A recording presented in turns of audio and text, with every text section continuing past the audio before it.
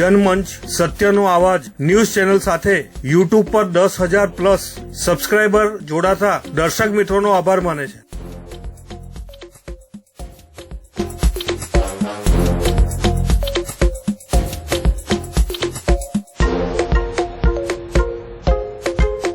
जनमंच सत्यનો અવાજ ન્યૂઝ ચેનલે 16 મહિનામાં 26.5 લાખ વ્યુઝ મેળવીને દમણની નંબર 1 ન્યૂઝ ચેનલનું સ્થાન અકબંધ રાખતા દર્શક મિત્રોનો આભાર માને છે।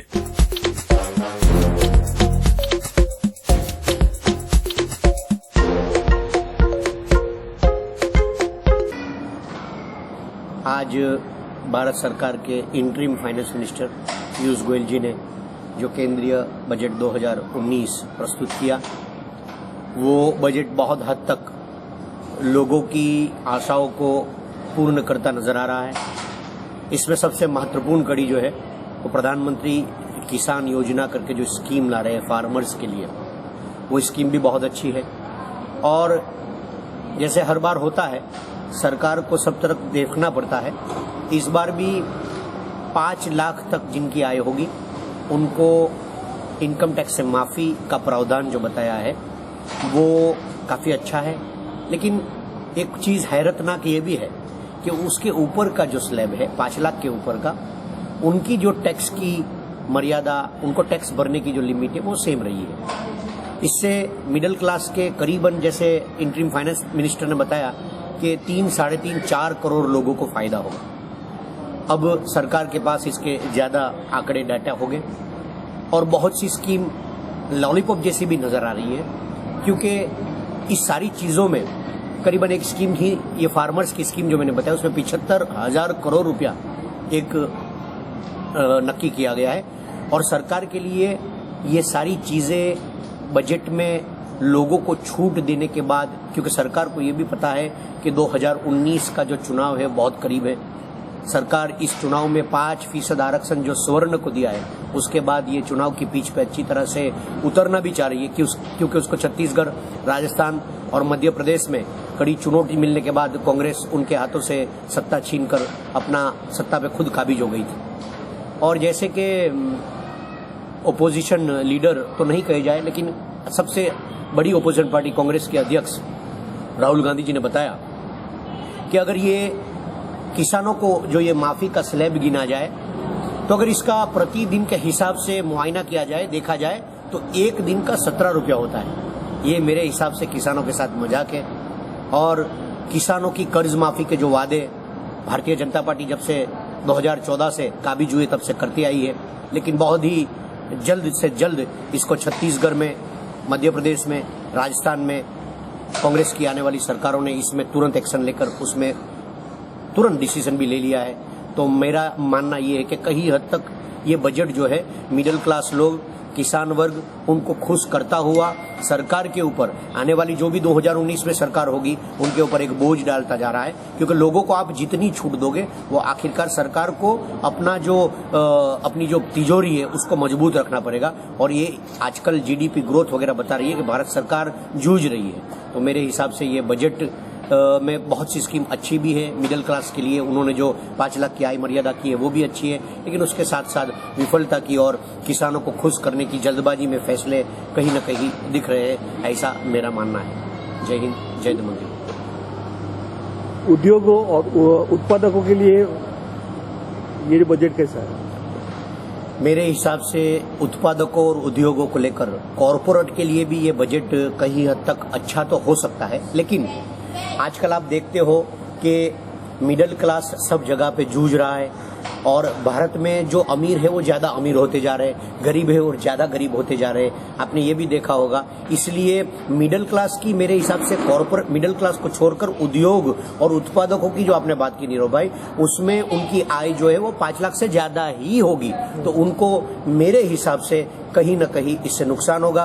और वो जो 5 लाख की आय है जिसमें बचत होती है, वो अगर आप सालाना गिनने जाओ तो 11,400 11,500 की होती है। लेकिन कॉर्पोरेट और उद्योगों के लिए जब जल्दबाजी में जीएसटी का फैसला सरकार ने लिया था और जीएसटी काउंसिल जब बनी थी उसके बाद बहुत ही जल्द से जल्द सरकार ने देखा कि उत्पादक और उद्योग उनसे नाराज होते जा रहे हैं और कंपनी मंद पड़ती जा रही है, तो उन्होंने जीएसटी काउंसिल में बहुत बड़े फैसले लेकर जीएसटी में भी सुधार काफी लाने की कोशिश सरकार ने कुछ हद तक की है। और एक नया सुधार ये भी लाए कि आज तक जुलाई 2017 से जिन्होंने जीएसटी नहीं भरा है वो अब 31 मार्च 2019 तक जीएसटी भर देते तो उनके ऊपर कोई पेनल्टी या और कोई टैक्स नहीं लगाया जाएगा। ये फैसला भी सरकार का कई हद तक अच्छा है। અમારા સમાચારો તમને પસંદ આવ્યા હોય અને સંતોષકારક જણાય તો અમારી ચેનલને સબસ્ક્રાઇબ કરો, સાથે સાથે લાઇક અને શેર પણ કરો। જનમંચ ન્યૂઝ ચેનલ તથા રાષ્ટ્રીય અને સ્થાનિક ગુજરાતી, હિન્દી, અંગ્રેજી અખબારોમાં જાહેરાતો આપવા માટે સંપર્ક કરો નીરવ ભટ્ટ, મોબાઈલ નંબર 9228105414। ઓફિસનું સરનામું shop number 2, Benazir chamber, Kharivad main road, PWD પાણીની ટાંકીની સામે, નાની દમણ, દમણ।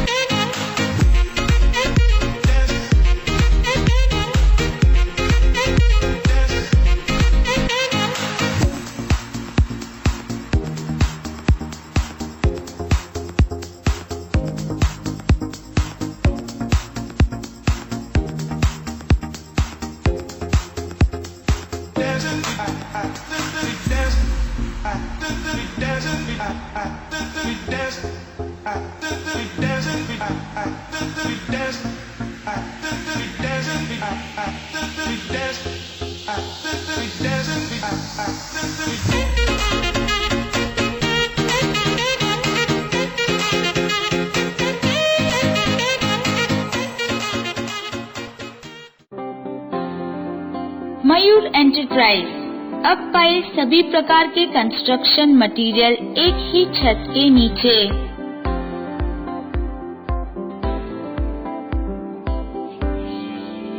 यहाँ आपको मिलेगा अलग अलग ब्रांड के प्लम्बिंग और sanitary items.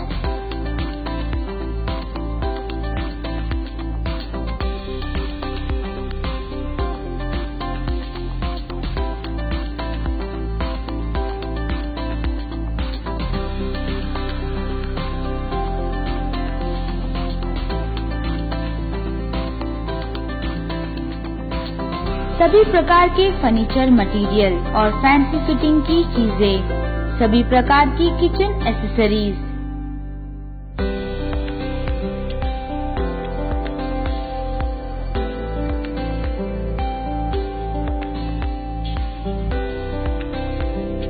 Electrical items, general hardware की चीजें और एशियन नैरोलिक पेंट।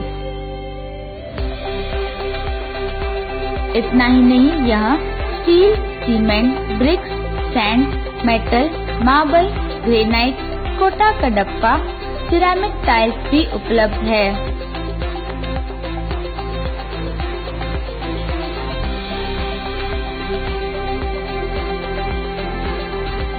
हमारा पता है मयूर एंटरप्राइजेस, शॉप नंबर 1 से 5, बामन पूजा मेन रोड, भामटी, मोती दमन, दमन। हमारा ईमेल आईडी है mayur.mahesh@rediffmail.com। हमें संपर्क करने के लिए या अधिक जानकारी के लिए कॉल करें महेश भाई N Patel 9825342925, Mayur I Patel 9924988877।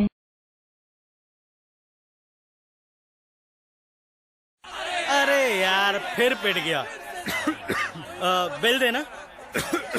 इसको आउटसाइड द ऑफ टाइम डालना चाहिए था। इसकी यही प्रॉब्लम है। कब से? जब से क्रिकेट खेल रहा है तभी से। अरे भाई साहब, क्रिकेट की नहीं, हम आपकी खांसी की बात कर रहे हैं बुड़बक। खांसी? हाँ। इसको तो 1 आध महीना हो गया। खुद की खांसी को 1 आध महीने हो गए हैं और यहाँ क्रिकेट पर अपनी ही गुगली फेंक रहे हैं आप। चलिए चलिए चलिए। डॉक्टर, खांसी तो है। देखिए भाई साहब, इसे हल्का मत लीजिए।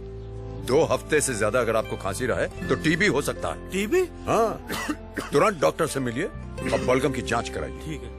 टीबी किसी को भी हो सकता है, अगर हो गया तो बिना भूले पूरा कोर्स करिए और फिट हो जाइए। नहीं किया तो इसका इलाज बहुत मुश्किल है।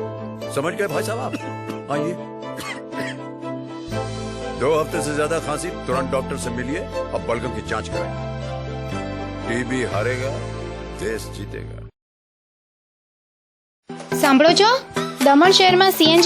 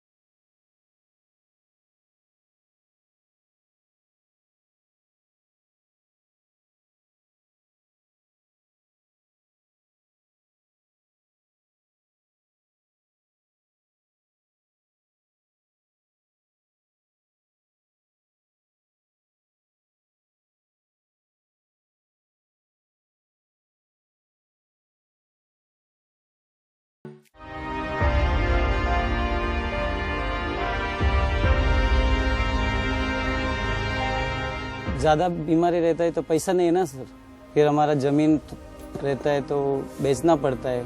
उससे भी आगे नहीं हुआ तो हमारे पास कुछ आगे का है ही रास्ता है ही नहीं। मेरा आदमी गुजर गया, उसको सर कैंसिल हुआ था। ऐसे तकलीफ था ना, पैसा वैसा कुछ नहीं था। हमारा चाचा का लड़का का ब्रेन में ट्यूमर हुआ था। अपना जो भी है वो बेच के ही उसको इलाज कराना पड़ेगा, मरने थोड़ी ना देगा। सेविंग तो पूरी खत्म हो ही जाती है, लेकिन उसके बाद भी अगर इंसान को बचाना है तो कहीं से कर्जा लेके भी आदमी करेगा, कुछ ना कुछ तो करेगा। वो कर्जा बढ़ता है और आदमी पूरा कर्जे के बोझ में दब जाता है। ऐसे करोड़ों परिवार हैं जहां आर्थिक कमी के कारण स्वास्थ्य सुरक्षा एक बड़ी समस्या है, एक बड़ा बोझ है।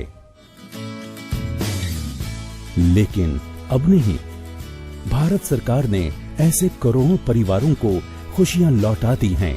माननीय प्रधानमंत्री द्वारा शुरू की गई है आयुष्मान भारत प्रधानमंत्री जन आरोग्य योजना, जो विश्व की सबसे बड़ी स्वास्थ्य सुरक्षा योजना है।